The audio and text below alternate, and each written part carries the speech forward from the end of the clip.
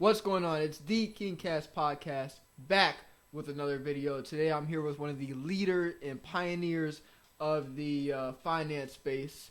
John, how are you doing today? Devon, I'm doing great, thanks. Pretty good, pretty good. It was a battle getting this started. It's been at least 2 hours to get the videos going, get the microphone rolling, but Hey, we're here. yes, sir. It's going to be an amazing video. How are you doing today? I'm great. Yes, Glad sir. to be here. Of course. So, in a couple sentences, of course, we're going to get into, a huge overview of what you do, but, what's like a little summary that you can say for, a couple lines just so people know what they're getting into? Sure. I've worked in the finance space for a number of years, gone through corporate finance, entrepreneurial startup finance. I'm getting my MBA right now through it all. Just try to work hard and do good by others, and it's been an up and down journey. It's not anything I would have written myself, but it's better than anything I would have written myself. Yes, sir. That's great to hear. So how was it growing up for you? I grew up in a very fortunate home, a very fortunate household. I was the oldest of five. It was loud, lots of activity, always things going on, squabbles here and there, always having to play big brother, sometimes a parental role, lots of sporting activities, lots of learnings in how to help and be responsible around the house. Yeah, it was great. It was a really good upbringing. Definitely. What did your mom and dad do for a living? Sure. So my dad is a doctor. He's delivered a lot of humans, a lot of babies at the time who are now full-grown adults who are having their babies of their own. So there's a lot of people in the community who have been affected or touched by my dad in a meaningful way. My mom is a dental hygienist, and equally so has touched a lot of lives and has been a prominent figure in our growing up. She worked some, but her primary role was raising us kiddos. Definitely. Did you have any crazy stories from your upbringing?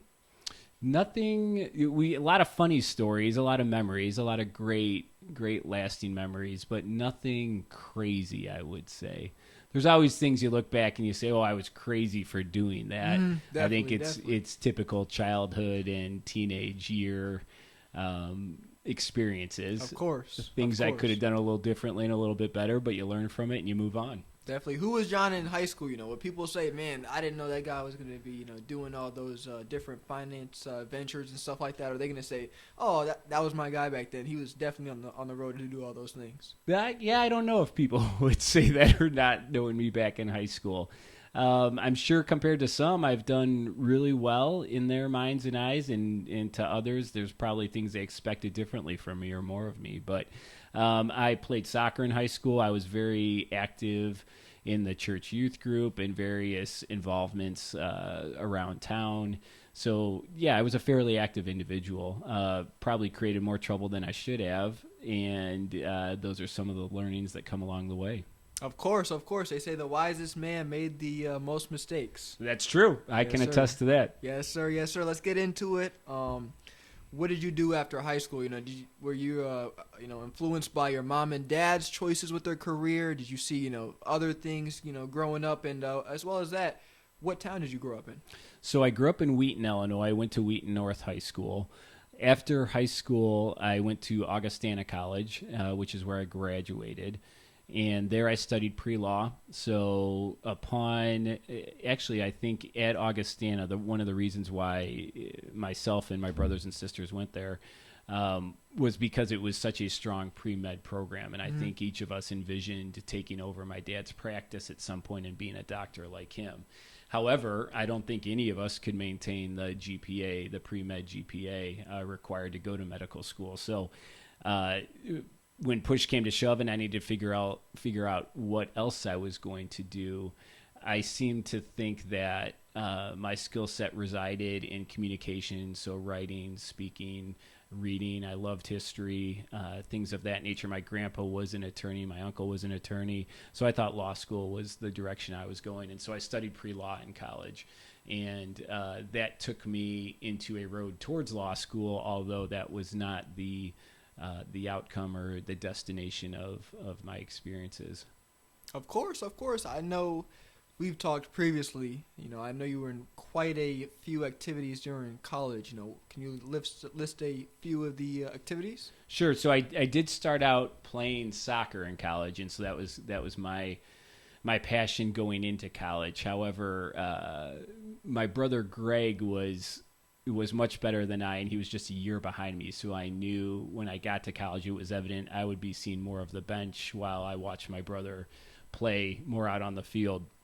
So that led me to consider other activities. I remember the dean at Augustana College approaching me and saying, "Hey, you're not going to play much in soccer and contribute much in soccer here, so why don't you learn from me? Why don't you get involved in student activities here at Augie?"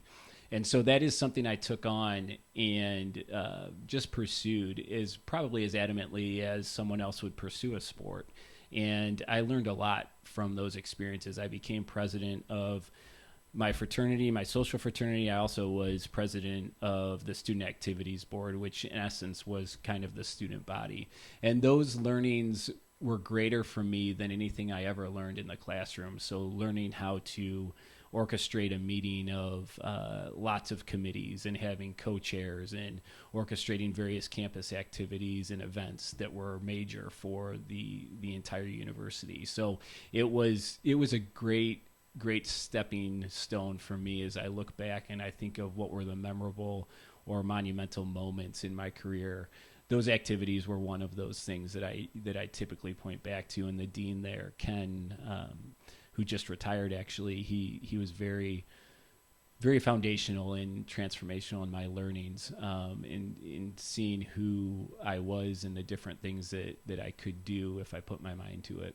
Definitely. I can only imagine having completed high school. Was there a lot of regulating, drama and stuff like that, with being the president of the fraternity, or they were all, good, cheerful kids, no problems, stuff like that? There were a lot of things you had to put up with and deal with as the president of a fraternity, yes.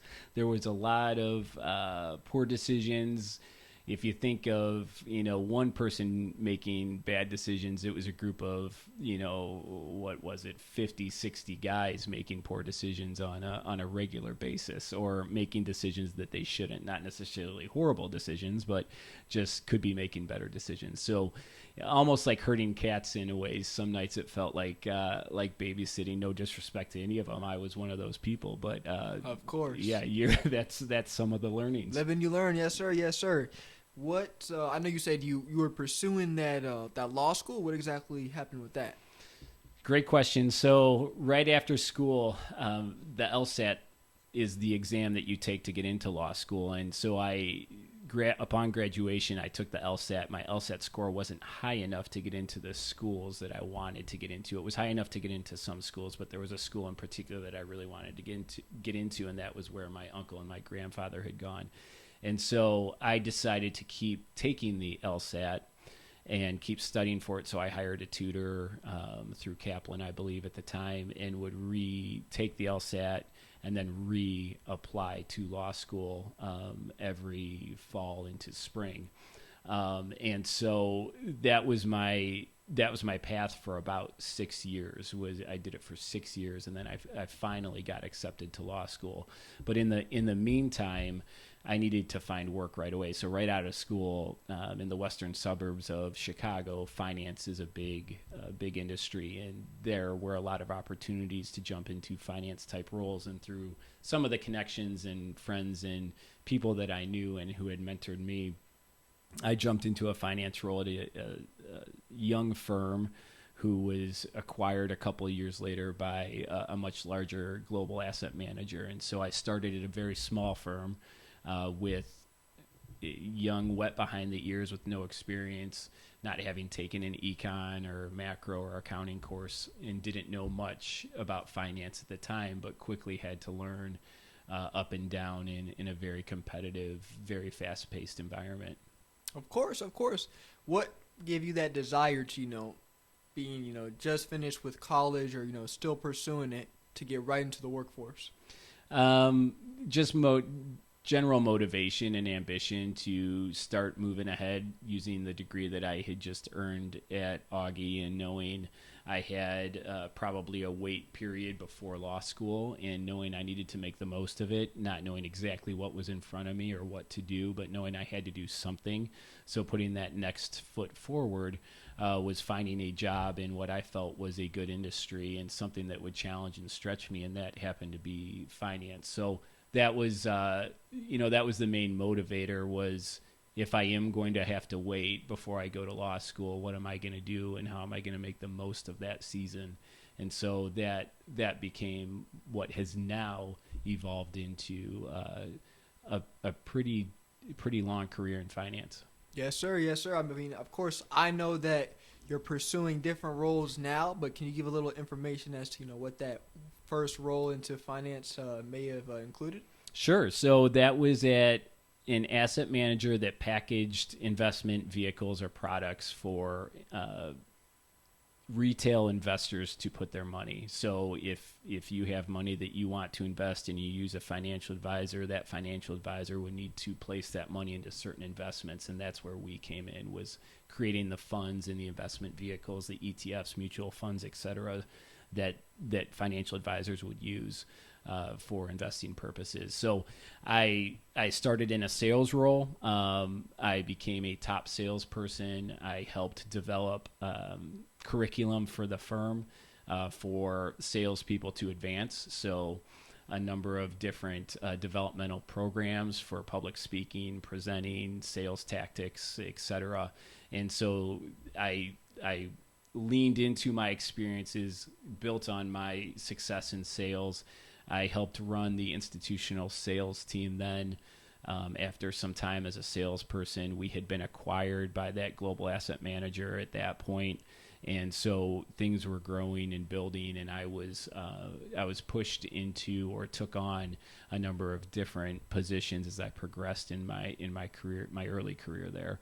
And during that time, I did get into law school after 6 years of trying, and so I was going part-time evening while also working full-time and traveling like crazy for my job. So it was a challenge, but at that point in my career, I wasn't married, didn't have kids, and I felt like it was worth leaning into trying to get the law degree done while working full-time and continuing to advance my career.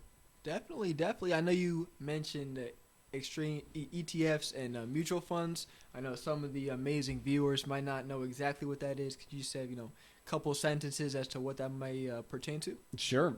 So they are simply vehicles that hold stocks and or bonds. The mutual fund is actively managed, and the ETF is generally passively managed or not managed. And so they're both baskets of stocks and bonds.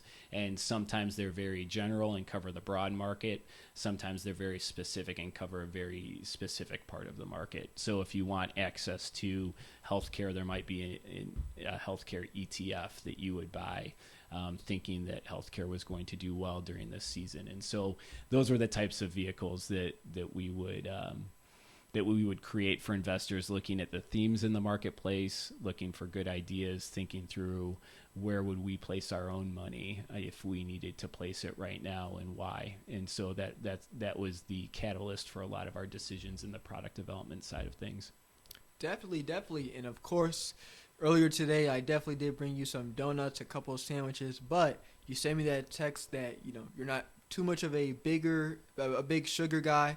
Could you go into, a little bit about what that may pertain to? Sure. Yeah.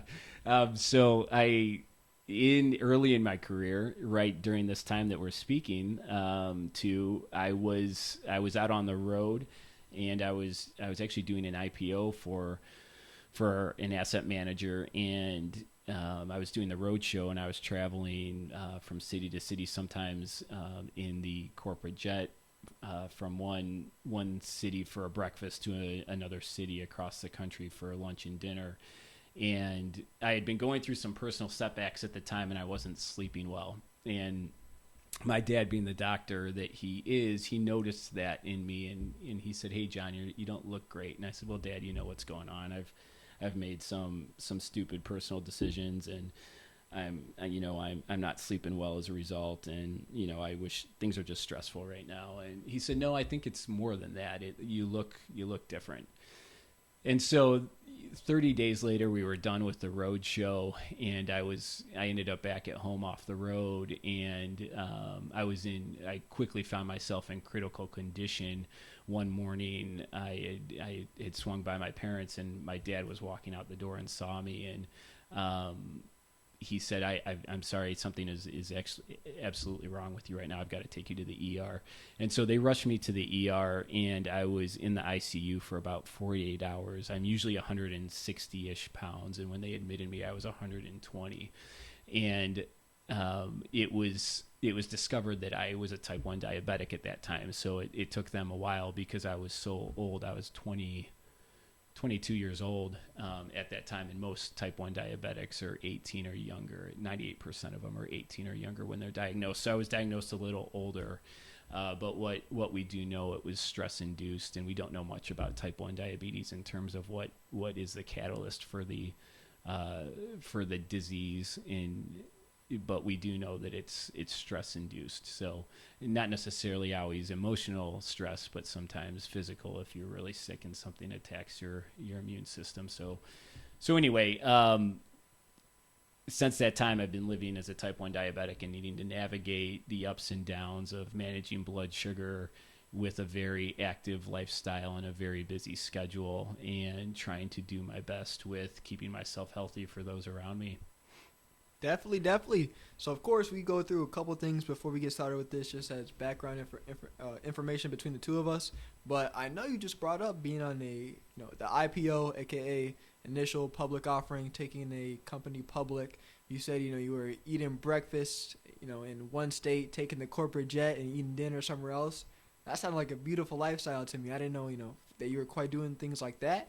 What did that, pertain to? Like, did they pay for you? They pay for your flights, your hotels, and then what exactly was did you have to go out into big groups of people to offer the company shares, or what exactly, was that like? Sure. Yeah. So that was when I was a part of the large global asset manager, and yes, it was speaking to as many institutional investors and wealth management firms, as well as wealth managers who had the clients who could invest in such a security. So it was raising as much money as I possibly could in a very short window is the gist of it. And so I was that was my job at the time. And so yes, everything was covered, and there was a budget for such IPOs.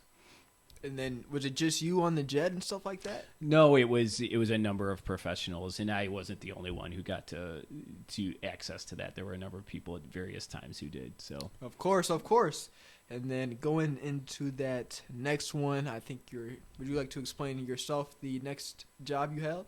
So at one point then, around this time, I was asked by a mentor to start an ETF shop, and so that was a dream at that point in time. In that stage of my career, there were a number of ETF managers and providers who were the talk of Wall Street and were seen as rock stars in our industry. And I was fortunate enough to be mentored by one of those individuals, and he tapped me on the shoulder after months and months of meeting and years of knowing each other and said, "Hey, why don't we do this?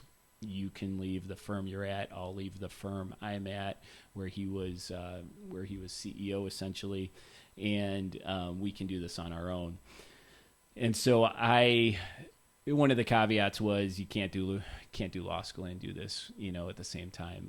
A startup is going to require a lot of hours, and so I put law school on pause at that point in time, and I left the firm I was at and started that new company. And so the new company was a great experience. Like I said, at that point in time, we were probably the talk of the town. Everybody wanted to be involved. Everybody wanted a part of it, wanted to be selected to be a part of the team, was clamoring to be involved in some way. we ended up folding several years later, and we had run out of runway and funding, and it was a great learning experience. But at the end of the day, I do think that those who weren't a part of it may have then realized, okay, maybe it wasn't all that it was cracked up to be. And we all, I am who I am today because of some of these learnings, and that one in particular for sure is a formidable part of my experience. But it was a hard one, and it was one that I don't know, looking back, if I would want to go through again.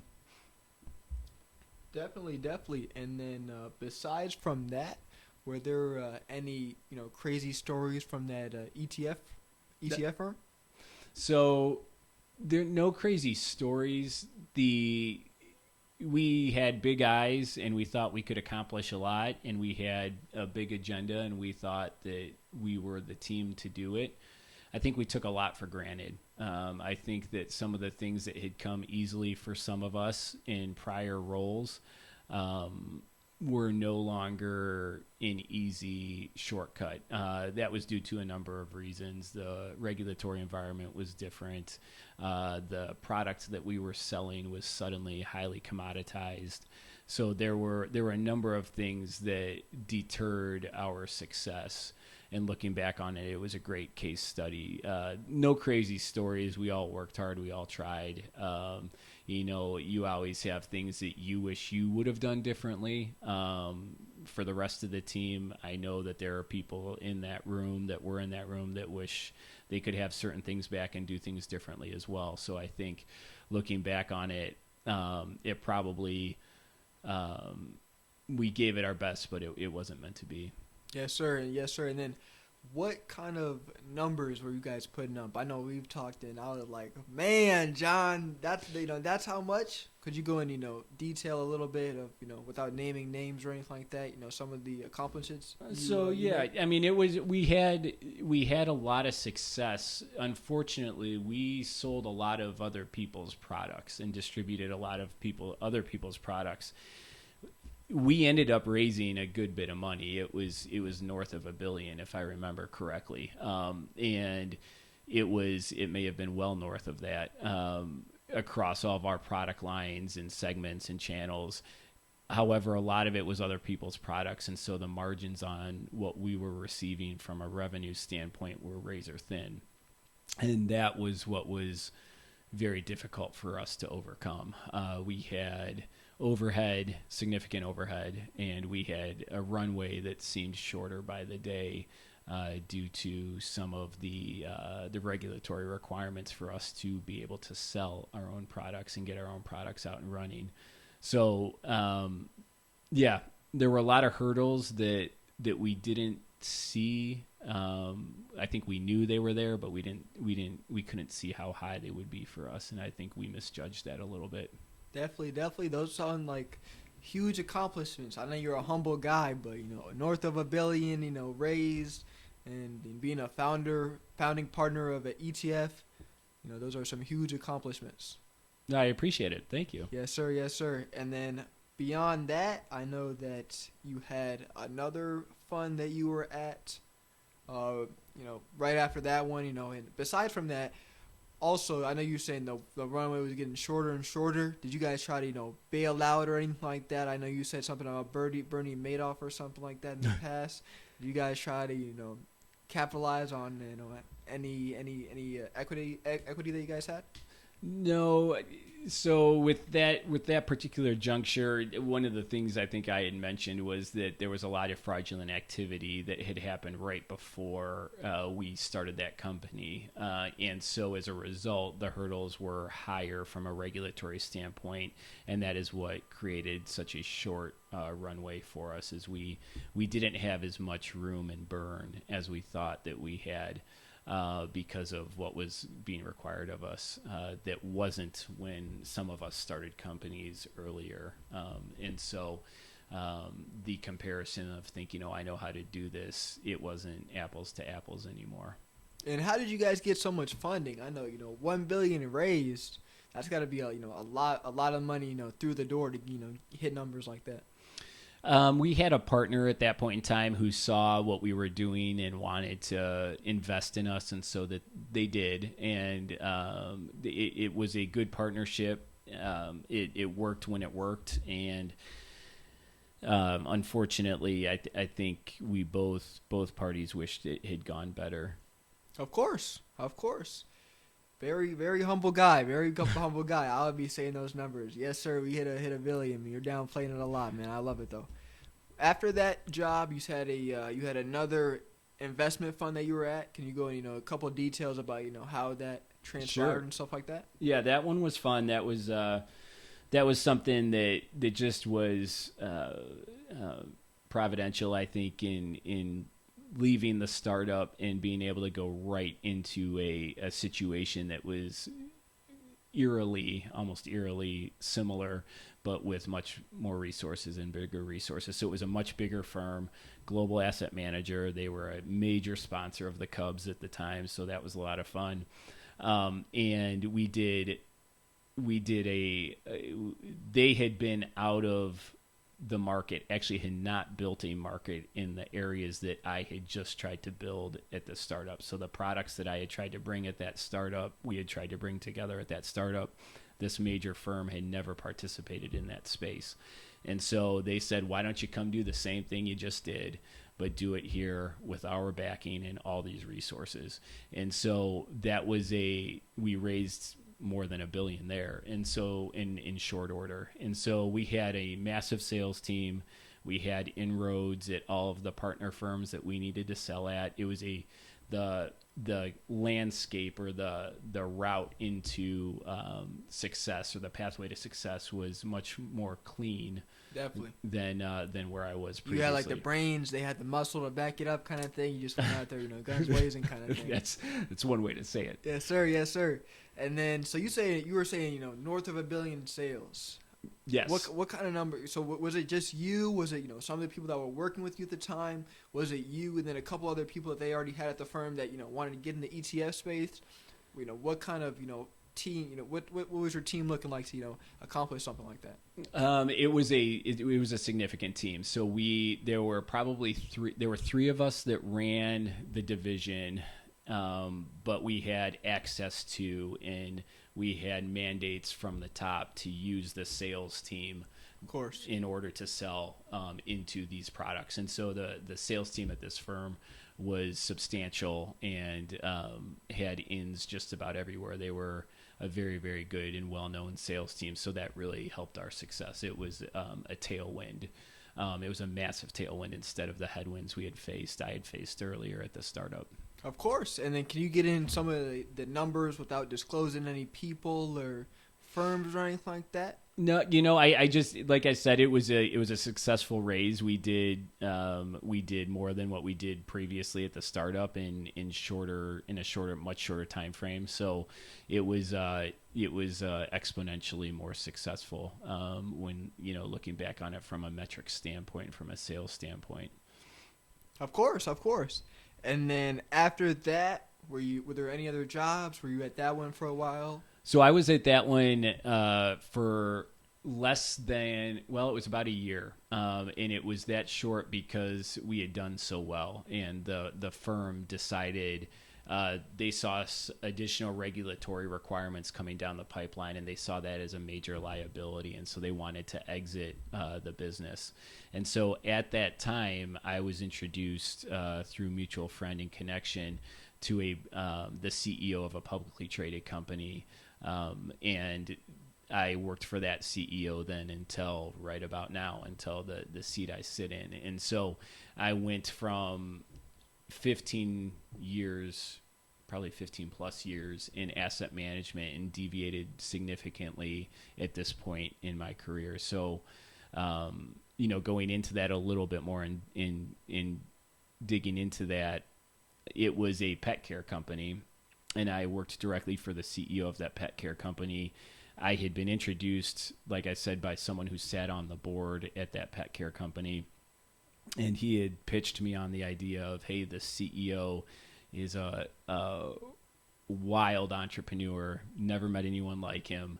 you need to come meet this guy. You need to work for him. I don't even know what you would do, but you need to be a part of this. And so when I went out to Vail, Colorado to meet him, it was I guess about as love at first sight as you can be in terms of an employee and employer and mentor to mentee. And Kevin, his name Kevin Wilson, he was probably he was the most influential in my career to date. I don't even know if he would know that he was that. I think he knows that, but it wasn't even really anything he said or ever did, though he did affirm me and help with a lot of teachings along the way. It was more what he enabled me to do, the responsibilities he gave me, the scope and scale of the things that we did together. It was substantial. And so the taking the learnings from that were really significant to where I sit today. And it was like I said, a strong deviation from anything that I had done before. So it required me to really step out and really trust that this was the direction I needed to go. And it was hard to make that step, but I'm really, really glad I did. Yes, sir. Yes, sir. Great. Kevin sounds like a great guy. I'm here that he gave you a few responsibilities that you weren't quite, in your comfort zone yet. Was there any like huge teams that you were leading? Huge, you said a public company. Could you get a little bit more on that? Were you talking, everyday retail investors? Were you talking to wealth management firms, asset managers? Who exactly were you, trying to sell the shares of stock to? And some of the responsibilities that got you to the man you are today, like you say. Sure. Yeah. Happy to do so. So the company was in pet care. And so everybody, I think it's 70% of the U.S. owns a dog, I think is the number. And cats are a little bit behind that. Pets have become such a focal point in households these days. Housing decisions are made with pets in mind. Am I moving to an area in which this home is a pet friendly home? The building is a pet friendly building. How often will I be able to get my dog out, or do they allow cats, et cetera? A lot of housing decisions, a lot of lifestyle decisions are being made. And so based on whether something is pet friendly or not, the humanization of pets is a real thing. And so the pet company market is still relatively small and young. And so the businesses that are out there that are involved in making money from this phenomenon is still relatively young, and smart money is just going that direction. So when you look at the public markets, there aren't too many public companies that you can invest in order to get exposure or access to pet. And so when people are looking at the markets and saying, I've got money to invest, or I want to allocate dollars towards the pet space, where are the pet companies? There's really only a handful of them. And there's really only a handful of small cap pet care companies. And so if you are a small cap mutual fund manager and you're saying, I've been mandated or I need to own something in pet, there's only 2 or 3 names or 5 names I can pick from, and which ones are the best performing ones. Fortunately for me, the company I worked for, we were one of the better performing names in the market, and that only grew as I worked there, not because of me, but because of what we were doing. And so when I started there, Kevin, the CEO, was doing all of the investor relations and all of the capital markets. And so he was facing the public markets to give all of the earnings reports on a quarterly basis. He was doing all the investor updates, the annual investor meeting. He was doing all of it. And so that's not what a CEO should be doing. His day-to-day should be spent strategizing and building the company, driving revenue and top-line growth through acquisitions or organically through just core competency. And so when I came in, the board of directors at that company knew that they needed to help Kevin reallocate his time, and that was why they brought me in. And so I took on investor relations, but by the end of my tenure there, I also took on corporate communications, capital markets, a lot of corporate development work, and then ESG. And so my scope and scale of responsibility was pretty enormous, and it was overwhelming some days. I didn't have a large team. I was a one-man team. I often had interns, and I always had an open rec to hire somebody, but I never got around to hiring that person because we just simply didn't have time to hit pause and do that. So, we raised through my tenure there. When I started at the company, we were 50-ish million in revenue. And when we ultimately sold the company, we were 280 million in revenue.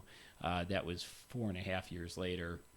And so we grew substantially. We raised about $400 million in equity and debt in order to deploy it strategically through acquisition to get into new geographies, through acquisition in order to get new technologies to bring to market, for licensing deals, for various, manufacturing deals, things of that nature, in which we needed to secure various parts of the business to make us attractive for ultimately an exit down the road. So yeah, it was a wild ride. We were the darling of the pet space for a long time. There were a number of people who didn't think we could keep up the pace and grow to that level over a long period of time. And so there were some mechanisms in the marketplace that we had to defend against, such as activism, shareholders, and short reports and things like that that require some attention. But for the most part, we had a pretty easy ride. Just doing the right thing, bringing the right product to market, putting the right pieces of the puzzle in play, doing the things that we just knew we needed to do as a good company and as a good steward of resources. So it was an incredible learning experience, and it was a strong deviation away from what I had done in asset management. Definitely. And then, did anything happen in that company? I know you were speaking like it died or something like that. Was there any next steps for you, or? So what happened was we had spoke when I joined Kevin. He said, I've probably got a good 5-year run here, just given his energy and outlook, and he was so involved in the day-to-day of the company. So we had talked to a number of the strategic players in the space and asked them if there were ever some sort of attractive scenario for us to partner or be aligned. What would that look like? What would you need to see from someone like us? And so we knew, for instance, we had to have revenues outside of the U.S. At that point in time, our revenues came from just inside the U.S. And so how are we going to grow and set up outside of the U.S.? That required, in some cases, standing up businesses from scratch organically. In other cases, we actually acquired the groups distributing our products already in Europe. And so we would make acquisitions.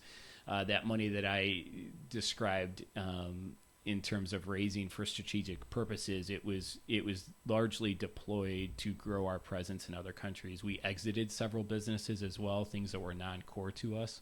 And so those were decisions and strategic decisions that we made. And ultimately, there weren't many other players in the space. So when our major competitors, much bigger competitors, wanted to be in the niche space that we were in, and they had tried to build it on their own, and we had done a good job of keeping everybody out, they realized the only way to participate in this was to buy us. And so ultimately, through scarcity value, we were bought. And yeah, it was a great exit. It was an exit to a household name that makes M&Ms and that we all know very well, and they are wildly invested in the healthcare, the pet care vertical. They make more money from dog food than they do M&Ms every year. So it was a good exit for us, and we were very thoughtful and deliberate about those things, and it worked out very, very well for us.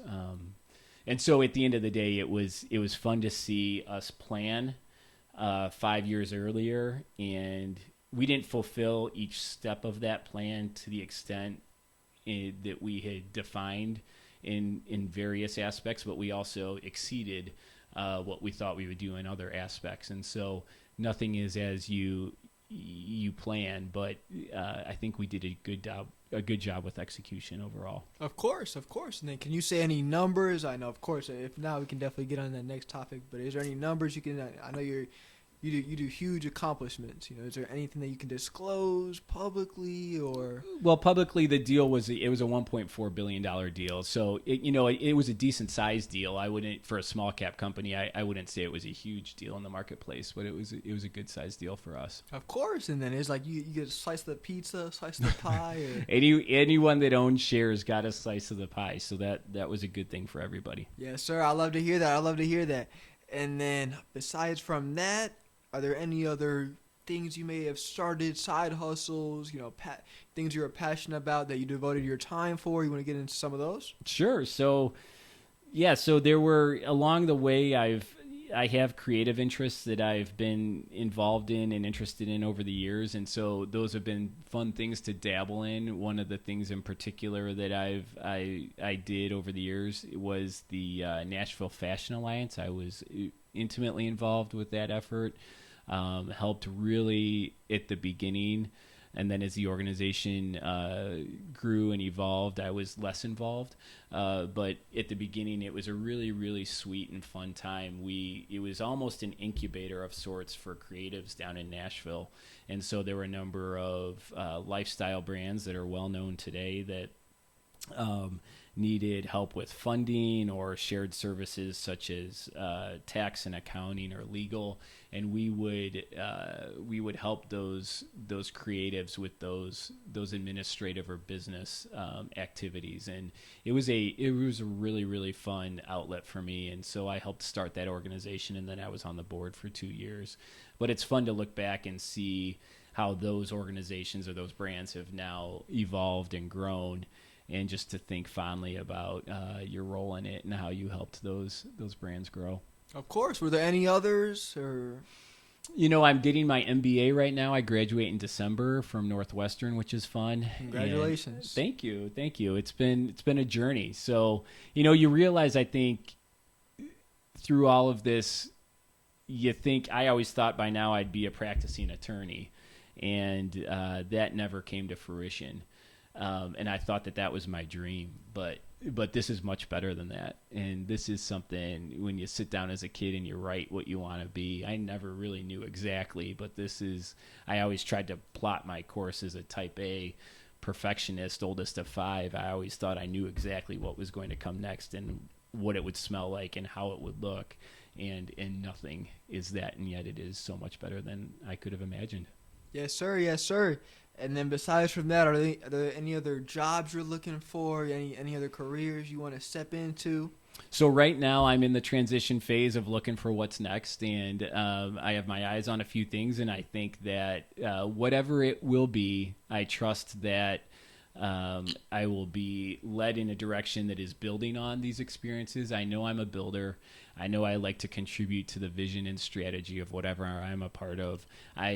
I can manage, and I'm decent at managing processes and things and functions. I'm more of a builder, though, and I like to really lean into execution at a higher level. So those are the things that I'm looking at, and I'm excited for what's next. Of course. Is faith a big thing in your life? I know you've had a few crazy stories with the health scare. Is there any faith you look to for guidance or anything like that?